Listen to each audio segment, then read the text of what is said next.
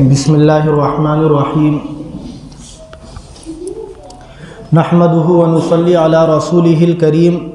اما بعد فاعوذ باللہ من الشیطان الرجیم بسم اللہ الرحمن الرحیم الذی خلق الموت والحیاة لیبلوکم ایکم احسن عملا وقال اللہ تعالی اینما تکونوا یدرککم الموت وَلَوْ كُنْتُمْ فِي بُرُوجٍ مُشَيَّدَةٍ وَقَالَ النَّبِيُّ صَلَّى اللَّهُ تَبَارَكَ وَتَعَالَى عَلَيْهِ وَسَلَّمَ إِنَّمَا الصَّبْرُ عِنْدَ الصَّدْمَةِ الْأُولَى وَقَالَ عَلَيْهِ الصَّلَاةُ وَالسَّلَامُ أَيُّمَا امْرَأَةٍ مَاتَ لَهَا ثَلَاثَةٌ مِنَ الْوَلَدِ كَانُوا لَهَا حِجَابًا مِنَ النَّارِ وَقَالَتْ امْرَأَةٌ وَإِثْنَانِ يَا رَسُولَ اللَّهِ قال واثنان او کما قال علیہ الصلاۃ والسلام۔ قابل صد احترام بزرگوں، بھائیوں اور دوستوں، پچھلے جمعے کو ہم نے اللہ کے نبی علیہ الصلاۃ والسلام کی احادیث کی روشنی میں اس موضوع پر مذاکرہ کیا تھا کہ اگر ہمارے سامنے کسی انسان کے انتقال کا وقت قریب آ جائے، یعنی احوال سے ہمیں یہ لگنے لگے کہ شاید اب یہ اس دنیا کو چھوڑ کر جانے ہی والا ہے، تو اللہ کے نبی علیہ الصلاۃ والسلام نے ہم مسلمانوں کو اس انسان کے تعلق سے کن کن چیزوں کا حکم دیا ہے، ہمیں اس کے ساتھ کن کن چیزوں کے ساتھ پیش آنا چاہیے، اس پر بات ہوئی تھی، جس کا پورا خلاصہ یہ ہے کہ اگر ہمیں لگے کہ اب اس کا بس انتقال ہونے والا ہے، چند لمحوں کا یہ مہمان ہے، تو شریعت ہمیں بتلاتی ہے کہ ہم اس کے ساتھ نرمی کا معاملہ کریں، وہاں بیٹھ کر ہم لا الہ الا اللہ کی کثرت کے ساتھ زور زور سے تلقین کریں، اور اس کے بارے میں یعنی خود اس انسان سے شریعت نے ان چیزوں کو کہا کہ تم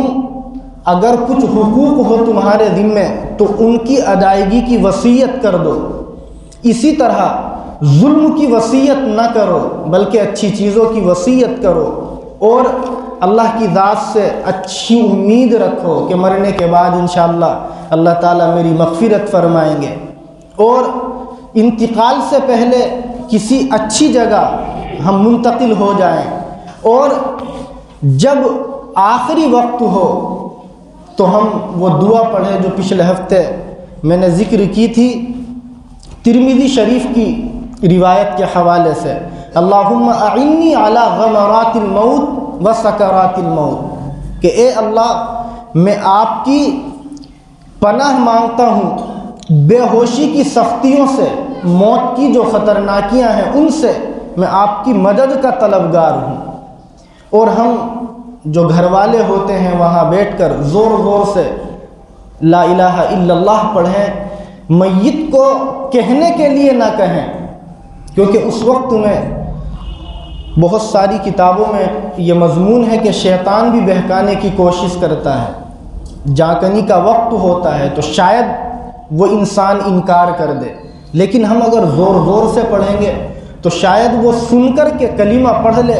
اور اس کا خاتمہ بالخیر ہو، ایمان پر وہ اس دنیا سے جائے۔ یہ تو ہوئی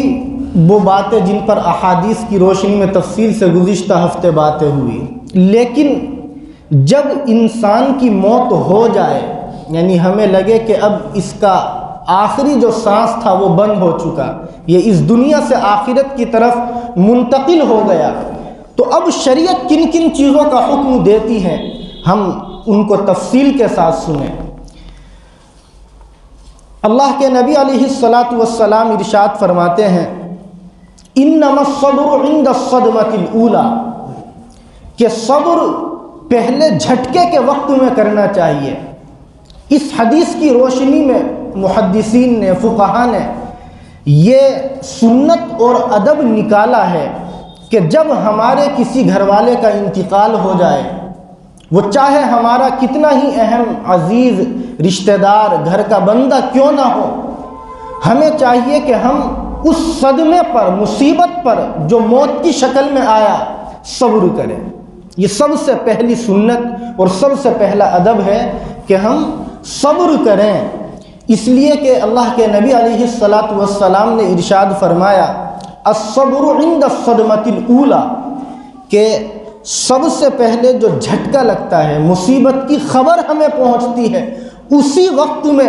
صبر کرنے کی زیادہ فضیلت ہے۔ اس کو اور آسان لفظوں میں یوں سمجھیں، ہم یہاں بیٹھے ہوئے ہیں، کسی نے آ کے بتلایا کہ بھئی تمہارے گھر پہ یہ نقصان ہو گیا، یا تمہارے فلاں کسی گھر والے کا، کسی ملنے والے کا، رشتہ دار کا انتقال ہو گیا، تو اب اس وقت میں ہم رونا دھونا شروع کر دیں اور اپنی زبان سے مختلف قسم کے الفاظ نکالنے لگے، جیسا کہ لوگ نکالتے بھی ہیں، اور گھنٹوں تک رونے کے بعد، پریشانیوں کا اظہار کرنے کے بعد جب آنکھوں میں آنسو بند ہو جائے، اس وقت میں ہم صبر کریں،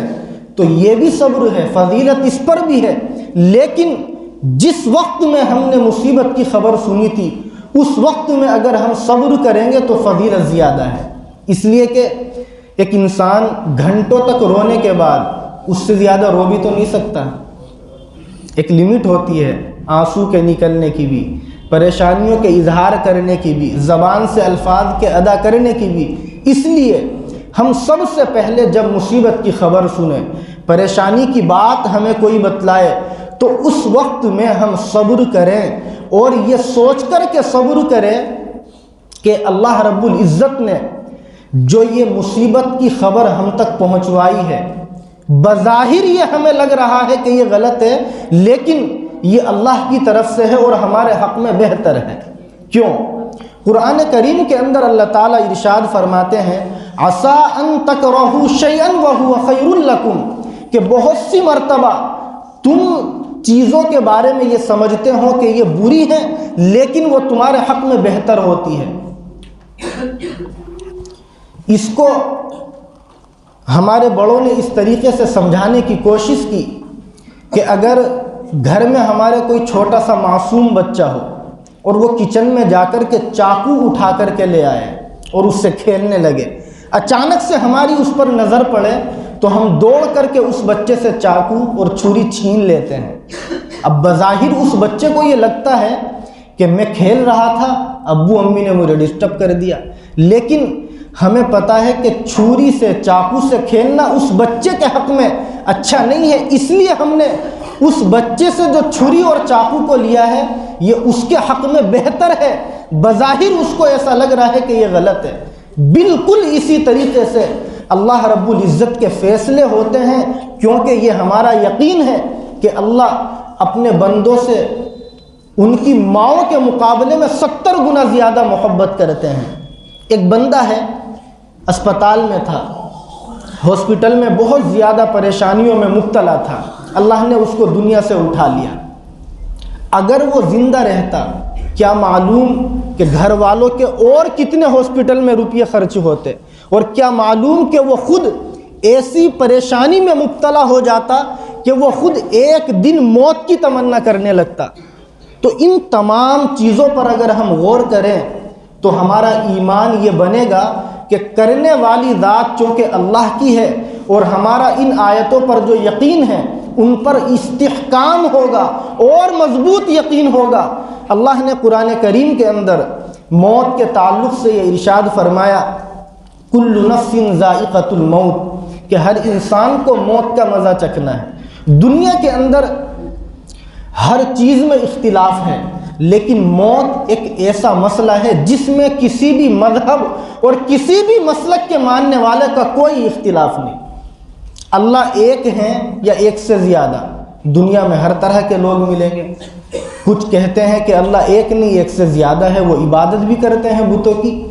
اللہ کے نبی علیہ السلام جو تمام نبیوں کے نبی، جو تمام آقاؤں کے، جو تمام رسولوں کے سردار، آپ غور فرمائیے ان کے بارے میں بھی دنیا کے اندر اختلاف ہے نظریات کا، لیکن آپ کسی غیر مسلم سے معلوم کریں، آپ کسی کرسچن سے معلوم کریں، کسی یہودی سے معلوم کریں، یا جو ہمارے مسلمانوں میں دیگر قبائلی اختلافات ہیں، ان میں سے کسی کے ماننے والے سے بات کرے، وہ یہ نہیں کہہ سکتا کہ ہاں میں ہمیشہ زندہ رہوں گا۔ سب کا ماننا ہے، سب اس نظریے کو اختیار کرتے ہیں کہ ایک دن موت آئے گی اور ہم دنیا کو چھوڑ کر چلے جائیں گے۔ تو یہ جو موت ہے اللہ کی طرف سے مقرر ہے، ایک دن آ کر کے رہے گی، اس پر ہمارا یقین مضبوط ہونا چاہیے، اور یقین مضبوط ہوگا تو کسی گھر والے کے انتقال کے بعد صبر کرنا اس حدیث کے مطابق آسان ہو جائے گا۔ قرآن کریم میں ایک جگہ اللہ تعالیٰ نے ارشاد فرمایا، اینما تکونوا یدرککم الموت ولو کنتم فی بروج مشیدہ، کہ تم چاہے مضبوط قلعوں کے اندر بند ہو جاؤ، موت تم کو ضرور آ کر کے پکڑ لے گی۔ اس لیے ہم یہ یقین اپنا بنائیں کہ کرنے والی ذات اللہ کی ہے، موت اور زندگی اللہ کے اختیار میں ہے۔ جب کسی گھر والے کا، کسی رشتہ دار کا، کسی ملنے والے کا انتقال ہو جائے تو ہم اس وقت میں صبر کریں اور یہ یقین کریں کہ اس بندے کی اتنی ہی زندگی تھی جتنی اس نے گزار لی، اور اتنی زندگی اس بندے کے حق میں بہتر بھی تھی۔ اس بہتر ہونے کو ہم اللہ کی طرف سے خیر سمجھیں، اور قرآن کی اس آیت پر ہم اپنا یقین اور مضبوط کریں۔ مسلمان کا یقین تو مضبوط ہوتا ہی ہے، مزید مضبوط کرے کہ عسیٰ ان تکرہوا شیئا وہو خیر لکم، کہ بہت سی مرتبہ تم چیزوں کو برا سمجھتے ہو لیکن وہ تمہارے حق میں بہتر ہوا کرتی ہیں۔ دوسری سنت اور دوسرا ادب موت کے بعد کا یہ ہے کہ ہم اللہ کے فیصلے پر راضی رہیں اور شکوے شکایت سے بچیں۔ شکوے شکایت سے بچنے کا مطلب اس زمانے کی تاریخی بات سے سمجھے۔ بخاری شریف میں ایک روایت ہے جس کی روشنی میں مورخین یہ لکھتے ہیں کہ اس زمانے میں جب اسلام نہیں آیا تھا، قرآن نازل نہیں ہوا تھا، اللہ کے نبی علیہ السلام نے لوگوں کو ایمان کی دعوت دینا شروع نہیں کی تھی، اس زمانے میں اگر کسی کے گھر کسی کا انتقال ہو جاتا تھا تو باضابطہ رونے والی عورتوں کو کرائے پر بلایا جاتا تھا۔ اتنی جہالت تھی اس زمانے کے اندر، رونے والی عورتیں اسپیشل کرائے پر آتی تھی جن کا پیشہ صرف رونا ہوا کرتا تھا، اور وہ میت کے پاس بیٹھ کر کسی خاص طریقے کا رونا رویا کرتی تھی، اور صرف روتی ہی نہیں تھی، کتابوں میں لکھا ہے کہ وہ روتے روتے اپنے کپڑوں کو پھاڑ لیا کرتی تھی اور اپنے بدن کو زخمی کر لیا کرتی تھی۔ اس سے گھر کے لوگ یہ سمجھتے تھے کہ شاید اس مرنے والے سے ہم نے جو محبت ہونی چاہیے اس کا حق ادا کر دیا۔ یہ جاہلیت کی بات ہے۔ اللہ کے نبی علیہ السلام نے جس وقت لوگوں کو ایمان کی دعوت دینا شروع کی، یہ قرآن نازل ہوا، مذہب اسلام دنیا میں آیا، جاہلیت کی تمام رسموں کو اسلام نے ختم کیا، اور اللہ کے نبی علیہ السلام نے اس سلسلے میں پوری امت محمدیہ کو یہ پیغام دیا کہ لیس منا من لطم الحدود۔ آپ یہ ارشاد فرماتے ہیں کہ جو شخص کسی کے انتقال کے بعد، کسی کے مرنے کے بعد اپنے گالوں کو یا اپنے ماتھے کو پیٹے، لیس منا، وہ ہم میں سے نہیں ہے، یعنی اس کا ایمان مکمل نہیں ہے۔ مسلمانوں کو یہ عادت چھوڑنی چاہیے۔ آگے آپ نے دوسری بات فرمائی، وشق الجیوب، کہ جو کسی کے مرنے کے بعد انتقال کی خبر سن کر کے اپنے گریبان کو پھاڑ ڈالے، جو اس جاہلیت کے زمانے میں عورتیں کیا کرتی تھی، آپ فرماتے ہیں کہ وہ بھی ہم میں سے نہیں ہے، یعنی یہ اسلامی طریقہ نہیں ہے، اسے مسلمانوں کو چھوڑ دینا چاہیے۔ آگے فرمایا وشق الجیوب ودعا بدعوی الجاہلیہ، کہ ہم میں سے وہ بھی نہیں ہے جو موت کے بعد جاہلیت کی طرح سے زبان سے باتیں نکالے، یعنی اس زمانے کے اندر وہ عورتیں جو اسپیشل رونے والی ہوتی تھی، میت کے پاس، مردے کے پاس بیٹھ کر کے روتی تھی اور پتہ نہیں کس کس قسم کی آوازیں نکالتی تھی۔ شریعت نے بتلایا کہ یہ جائز نہیں ہے مسلمان کے لیے، اور اللہ کے نبی نے صاف لفظوں میں فرمایا لیس منا، کہ جو جاہلیت کی ان رسوم کی طرح آج بھی رسوم ادا کرے، آپ فرماتے ہیں کہ وہ ہم میں سے نہیں، یعنی ابھی اس کا ایمان مکمل نہیں ہوا اور وہ اس اسلام کو فالو نہیں کرتا جسے کرنا چاہیے۔ اس لیے ہمارے گھروں میں اگر کوئی دنیا کو چھوڑ کر چلا جائے تو یقینی بات ہے، فطری بات ہے، یہ نیچرلٹی ہے کہ ہمیں صدمہ ہوگا، پریشانی ہوگی، دکھ اور تکلیف کا احساس ہوگا، لیکن ہم اس قسم کی باتیں نہ کریں جس قسم کی باتیں کرنے سے شریعت نے ہمیں منع کیا۔ یہ دوسری سنت اور دوسرا ادب ہے مرنے کے بعد کا، کہ ہم صبر کریں اور اللہ کے فیصلے پر راضی رہے، اور زمانے جاہلیت کی جو رسمیں ہیں ان کے اوپر ہم بالکل بھی عمل نہ کریں۔ چوتھی سنت اور چوتھا ادب یہ ہے کہ اگر کسی انسان کے چھوٹے بچوں کا بچپن میں انتقال ہو جائے تو وہ یہ یقین کرے کہ ان بچوں کے انتقال کے بعد اللہ تعالی ہم کو ثواب عطا فرمائیں گے اور یہ بچے ہمارے لیے آخرت میں مغفرت کا ذریعہ بنیں گے۔ ایک حدیث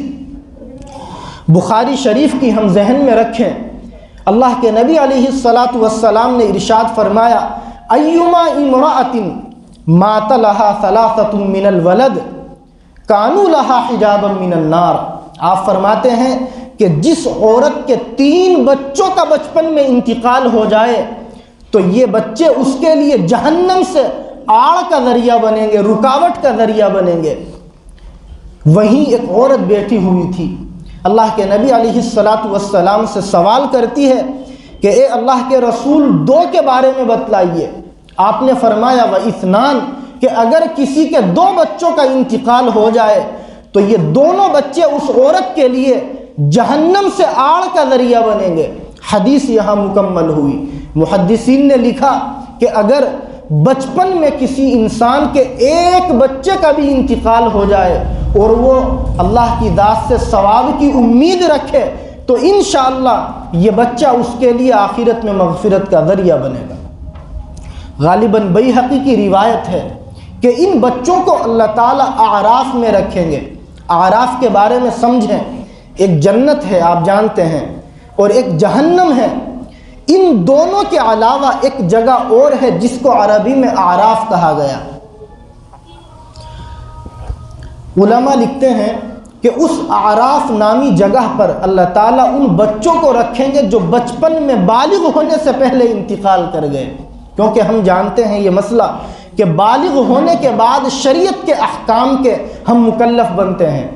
نماز پڑھنا فرض ہے بالغ ہونے کے بعد، رمضان کے روزے رکھنا فرض ہے بالغ ہونے کے بعد، حج کرنا فرض ہے بالغ ہونے کے بعد، زکوٰۃ کی ادائیگی فرض ہے بالغ ہونے کے بعد۔ لیکن اگر کوئی انسان بالغ ہونے سے پہلے نمازیں نہ پڑھے، حج نہ کرے، زکوٰۃ ادا نہ کرے تو شریعت یہ نہیں کہتی کہ اس سے مواخذہ ہوگا، پکڑ ہوگی۔ یہ تمام چیزیں بالغ ہونے کے بعد شریعت نے لاگو کی ہے۔ اس لیے علماء لکھتے ہیں کہ ان بچوں کو اللہ تعالیٰ جو بالغ ہونے سے پہلے انتقال کر جاتے ہیں اعراف میں رکھیں گے، اور جب اللہ تعالیٰ ان سے فرمائیں گے کہ جاؤ جنت کے اندر داخل ہو جاؤ تو یہ بچے کہیں گے کہ این آباؤنا، ہمارے ماں باپ کہاں ہیں؟ اللہ تعالیٰ ان کو کہیں گے فرشتوں کی زبانی کہ ابھی ان کا حساب کتاب نہیں ہوا، حساب و کتاب کے بعد میں جنت اور دوزخ کا فیصلہ ہوگا۔ وہ بچے اللہ سے منع کر دیں گے کہ ہم اپنے ماں باپ کے بغیر جنت میں نہیں جائیں گے۔ اللہ کی رحمت کو جوش آئے گا۔ علماء لکھتے ہیں کہ اللہ رب العزت ان بچوں کو حکم دیں گے اور ان کے ماں باپ کو حاضر کریں گے، چنانچہ وہ بچے جو بچپن میں انتقال کر گئے تھے اپنے ماں باپ کا ہاتھ پکڑ کر جنت کے اندر داخل ہو جائیں گے۔ ہمارے اکابر کی کتابوں میں یہ باتیں لکھی ہوئی ہیں کہ اگر کسی کے یہاں بچپن میں بچے کا انتقال ہو جاتا تھا تو وہ دعاؤں کے اندر یہ الفاظ کہا کرتے تھے کہ یا اللہ ہمارے پاس اعمال ایسے نہیں ہیں کہ ہم مرنے کے بعد جنت میں چلے جائیں، لیکن آپ نے ہمارے بچے کو دنیا سے بلا لیا، بس اسی پر ہمیں یقین ہے کہ اللہ تعالی ہماری مغفرت کا فیصلہ فرما دیں گے۔ اس لیے ہم میں سے بہت سارے لوگ ہیں جن کے گھروں سے چھوٹے بچے دنیا سے گئے ہیں، مگر بات یہ ہے کہ ہم اللہ سے ثواب کی امید رکھیں، صبر کریں اور یہ یقین کر لیں کہ اللہ کے نبی علیہ السلام کا جو فرمان ہے، آپ کی جو حدیث ہے، وہ بالکل برحق اور سچی ہے، اور یہ بچے ہمارے حق میں انشاءاللہ مغفرت کا ذریعہ بنیں گے، جہنم اور دوزخ کے آڑ کا ذریعہ بنیں گے۔ اللہ اس کا ہم سب کو مصداق بنائے، ہم سب کو کا مطلب جن کے گھروں سے بچے دنیا چھوڑ کر جا چکے۔ چوتھی سنت اور چوتھا ادب مرنے کے بعد کا یہ ہے کہ جب انسان کی روح نکل جائے تو یہ جو ہمارا نیچے کا حصہ ہے جسے ہم تھوڑی بولتے ہیں، اس کو ہم اوپر ملا کر کے بند کر دیں۔ کیوں؟ اس لیے کہ اگر ہم نے بند نہیں کیا تو منہ کھلا رہ جاتا ہے، آپ سب جانتے ہیں، پریکٹیکل دیکھا ہوگا، اور پھر جب ہم میت کو غسل دیتے ہیں تو اس وقت میں دقت ہوتی ہے۔ اس لیے یہ ایک سنت اور ادب علماء نے لکھا مرنے کے بعد کا کہ جب انسان کی روح نکل جائے تو ہم اس کی ٹھوڑی کو اوپر کر کے یعنی اس کے منہ کو بند کر دے تاکہ اس کا منہ کھلا نہ رہے۔ پانچواں ادب یہ لکھا کہ جب انسان کی روح بدن سے جدا ہو جائے تو انتقال کے بعد اس کی دونوں آنکھوں کو بھی بند کر دیا جائے، اس لیے کہ ابن ماجہ کی ایک روایت ہے، اللہ کے نبی علیہ السلام ارشاد فرماتے ہیں اذا حضرتم موتاکم فاغمضوا البصر، کہ جب تم اپنے مردوں کے پاس جاؤ تو جاتے ہی اپنے مردوں کی آنکھوں کو بند کر دو، اس لیے کہ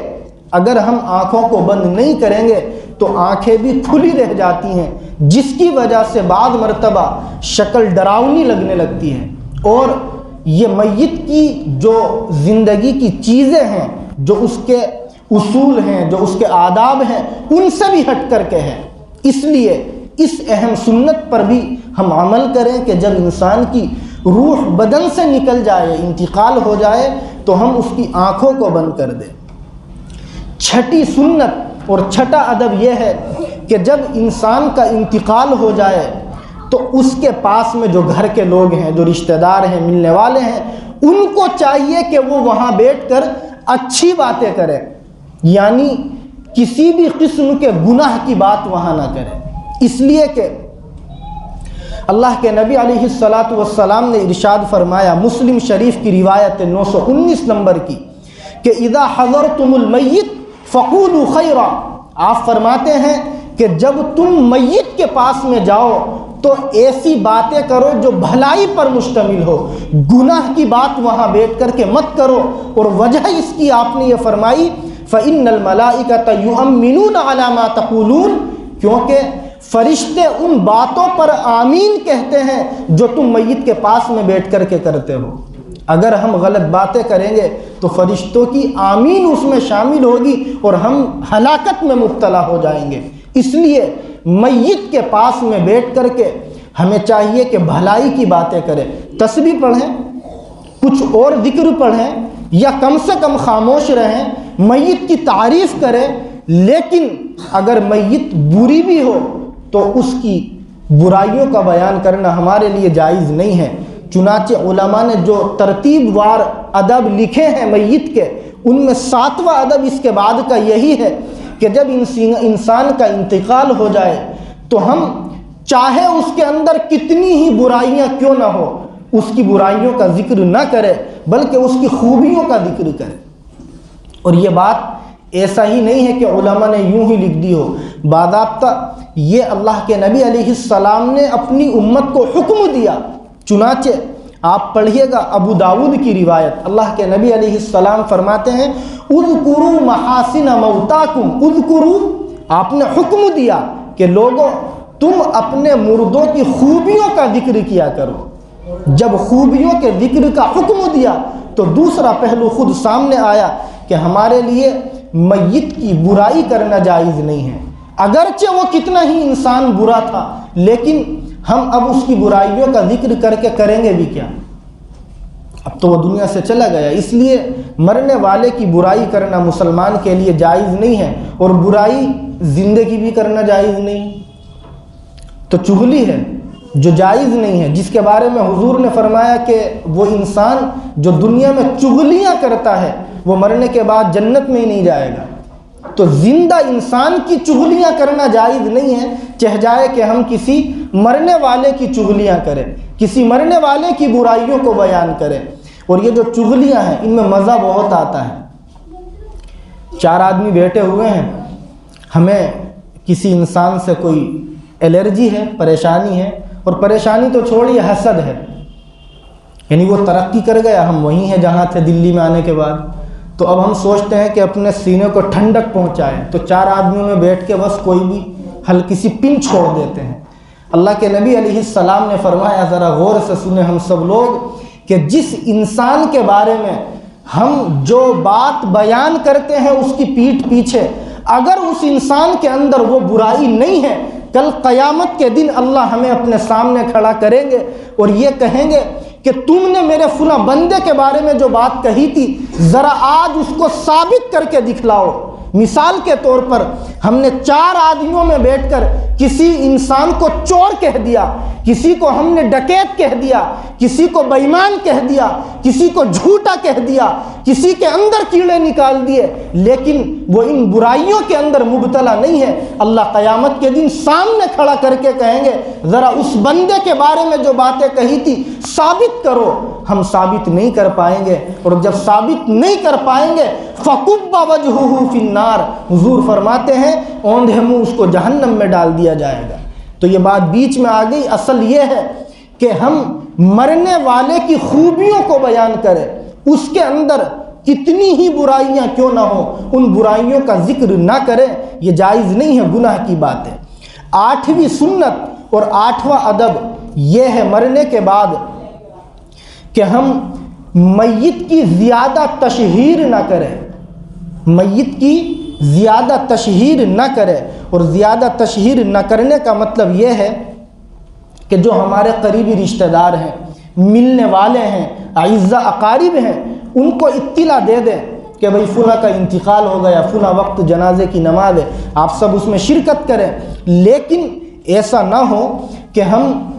اخباروں میں اس کی بات کو نکالیں، میڈیا میں اس کو شائع کریں، ایسا نہ ہو کہ ہم بہت سارے لوگوں کے آنے کی وجہ سے جنازے کو یوں ہی رکھے رہے،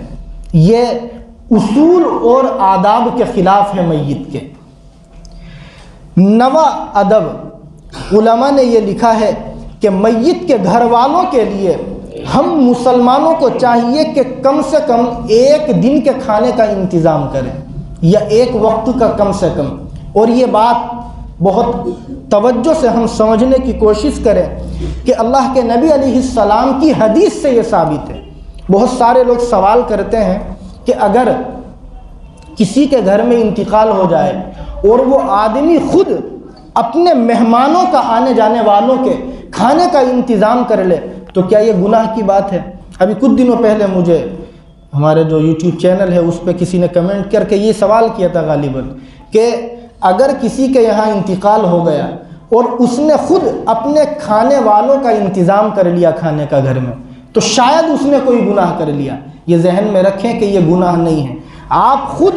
اپنے مہمانوں کے کھانے کا انتظام کر سکتے ہیں، اس کی گنجائش ہے اور یہ گناہ نہیں ہے، لیکن جو محلے کے اندر مسلمان رہتے ہیں ان کو شریعت یہ کہتی ہے کہ تمہیں چاہیے کہ تم جس گھر کے اندر انتقال ہوا ہے اس گھر والے کا ایک حق ہے، اس کو ادا کرو، اور وہ یہ ہے کہ کم سے کم 1 وقت کے اس کے مہمانوں کے کھانے کا انتظام کرو۔ اس کے پیچھے کیا حدیث ہے وہ سن کر کے بات مکمل کرتے ہیں۔ اللہ کے نبی علیہ السلام نے اس وقت میں یہ ارشاد فرمایا تھا جب حضرت جعفر رضی اللہ تعالی عنہ کے گھر کسی کا انتقال ہوا، آپ نے فرمایا تھا اصنعوا لآل جعفر طعاما، لوگوں سے کہا تھا کہ لوگوں تم جعفر کے گھر والوں کے لیے کھانے کا انتظام کرو۔ تو جب حدیث میں یہ بات ہے تو ہم اس پر عمل کریں، اور انشاءاللہ ثواب بھی اس کا ہم جانتے ہیں کہ اللہ کے نبی علیہ السلام نے فرمایا جو انسان تہجد کی نماز پڑھتا ہے، سلام کو عام کرتا ہے اور دوسروں کو کھانا کھلاتا ہے، آپ فرماتے ہیں کہ مرنے کے بعد آسانی کے ساتھ وہ جنت میں داخل ہو جاتا ہے۔ تو دوسروں کو کھانا کھلانے کی بڑی فضیلتیں احادیث میں وارد ہوئی ہیں، اس لیے اگر محلے میں کسی کا انتقال ہو جائے تو ہم اس حق کو ادا کرنے کی کوشش کریں کہ ہم اس کے گھر کے تمام لوگوں کا اور جو آئے ہوئے مہمان ہیں ان کے کھانے کا انتظام کرے۔ یہ 2 اور رہ گئے۔ 10واں ادب اور 10ویں سنت مرنے کے بعد کی یہ ہے کہ ہم مرنے والے کے لیے جنت اور دوزخ میں سے کسی چیز کو یقینی نہ سمجھیں۔ مثال کے طور پر ایک انسان زندگی بھر شراب پیتا تھا، زندگی بھر کھلم کھلا گناہ کرتا تھا، ہم اس کے بارے میں یہ فیصلہ نہ کریں کہ وہ تو جہنمی تھا۔ ایک آدمی پوری زندگی نمازیں پڑھتا تھا، تہجد کا پابند، قرآن کا پابند، تسبیحات کا پابند، حج اور عمرے کے پابند، لیکن ہم اس کے حق میں یہ فیصلہ نہیں کر سکتے کہ وہ مرتے ہی جنت میں چلا گیا۔ کیوں؟ جنت اور دوزخ کا فیصلہ اللہ کے اختیار میں ہے۔ اللہ چاہے تو بہت بڑے سے بڑے پیر کو ذرا سی چیز پر پھنسا کر کے دوزخ میں ڈال دے، اس سے کوئی پوچھنے والا نہیں۔ اور اللہ چاہے تو اس انسان کو جس نے کلمہ پڑھنے کے بعد پوری زندگی نمازیں نہ پڑھی ہو، پوری زندگی اس نے ایک مرتبہ بھی قرآن نہ کھولا ہو، پوری زندگی کوئی بھلائی نہ کی ہو، اللہ چاہے تو اسے جنت میں ڈال دے۔ اللہ سے ہم پوچھنے کا حق رکھتے ہیں۔ قرآن میں اللہ نے اپنے بارے میں فرمایا فعال لما یرید، اللہ جو چاہتے ہیں وہ کرتے ہیں، اللہ سے کوئی کسی چیز کے بارے میں پوچھنے کا اختیار نہیں رکھتا۔ یہ تو ایک انسان کی عادتیں ہیں کہ ہم یہ بھلائی کے کام کریں گے تو جنت ملے گی، گناہ کریں گے تو دوزخ ملے گا، لیکن مرنے کے بعد کسی انسان کے بارے میں ہم اپنی زبان سے یہ الفاظ نہ نکالے کہ وہ دوزخی ہے یا وہ جنتی ہے، یہ اللہ کا معاملہ ہے۔ اور 11واں ادب یہ ہے کہ میت کے اوپر ہم نوحہ نہ کریں۔ نوحہ نہ کرنے کا مطلب یہ ہے کہ ہم چیخ و پکار کر کے اور عجیب عجیب قسم کی آوازیں نکال کے میت کا نام لے کر کے رونا نہ روئیں۔ نیچرلٹی ہے، ہمیں صدمہ پہنچا ہے، آنکھوں میں آنسو بھی آئیں گے، صدمہ پہنچا ہے، پریشانی بھی ہوئی ہے، لیکن 2 چیزیں ہیں، ایک تو رونا اور ایک عجیب طریقے سے رونا۔ رونا جائز ہے، آنسو نکلیں گے یہ بھی جائز ہے، لیکن خاص قسم کا رونا شریعت میں رونا جائز نہیں ہے۔ اللہ کے نبی علیہ السلام کے بارے میں آتا ہے کہ جب آپ کے نواسے کا انتقال ہوا، صحابہ کہتے ہیں فاض النبی عیناہ، اللہ کے نبی علیہ السلام کی آنکھوں میں صحابہ نے آنسو دیکھے ہیں۔ تو مرنے کے بعد آنسو کا نکلنا یہ فطری بات ہے، یہ نکلتے ہی ہیں، مصیبت کے بعد پریشانیاں آتی ہی ہے، لیکن اس زمانے کے اندر جو لوگ جاہلیت کی طرح روتے ہیں اس طرح سے ہم نہ روئیں۔ تو یہ 11 اصول اور آداب ہیں، سنتیں ہیں مرنے کے بعد انسان کی، ان پر ہم عمل کرنے کی کوشش کریں۔ اگلے ہفتے اس کے اگلی باتیں کریں گے انشاءاللہ کہ اگر انتقال ہو گیا ہے تو اس کو غسل کیسے دیں گے، غسل دینے کا سنت طریقہ کیا ہے۔ ہم لوگوں نے تو اس زمانے میں اس کو بھی ایک پروفیشنل طور سے کام چھوڑ دیا ہے، کچھ پروفیشنل لوگ جمع ہو گئے ہیں کہ بھائی فلاں آدمی ہے، انتقال ہو گیا تو اب وہی آئے گا، آ کر کے میت کو غسل دے گا۔